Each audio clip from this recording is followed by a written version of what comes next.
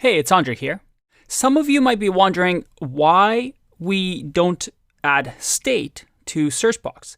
I mean, it looks like what we're doing is adding the onChange over here, giving it a function, and this function goes up a level and letting our app.js know that there was an event.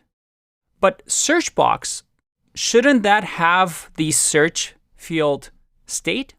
Let's explore that. Now, I want you to think about this. Why wouldn't we put state here? Pause the video, think about it. Let's find out why. Remember our third point over here? A good React developer decides what changes when state changes. Let's think about this. Now, the reason we don't change the state in Searchbox and instead we trigger whenever an event happens to handle change up here in app.js is because our other component, card list, needs to have that information, right? Remember, the way we filtered monsters was by using the search field state to filter based on the user input. So the way to think about this is like so. If we had our app over here, and this is our app.js, and in here we have the search component and the card list component. If the state was only here in the Searchbox component, there's no way for the card list component to find out about it. Remember, because of one-way data flow, data can only flow one way. So there's no way for, let's say, the search field state to move up and down to the card list component.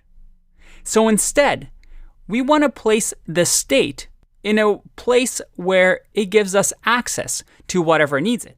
In our case, both card list and Searchbox need that state, that search field state, so we move it up.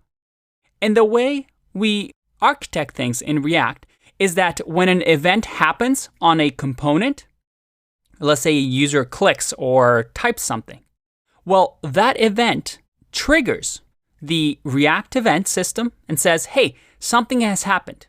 Create an event handler like handle input or handle change, and it's going to go up and let the component that has that state know that, hey, something has happened, you need to update state. And how far up that goes, let's say we had a component underneath this, we notify the component that has the state as far up as we need to in order to pass down that information to the components that need that information.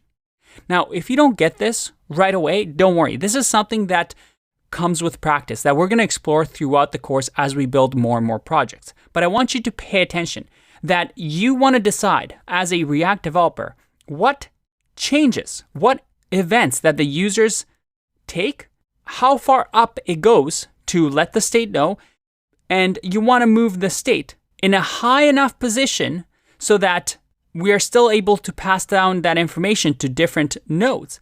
But at the same time, if we had, let's say, a state in here that the only people that care about it is these two components, well, if that's the case, there's no point bringing up the state all the way up here. You want to place the state over here because all these components don't really care about any of this. Again, this is a topic that we'll cover a lot more, and structuring state is a very big topic in React. But I want you to start noticing these things. Let's keep going.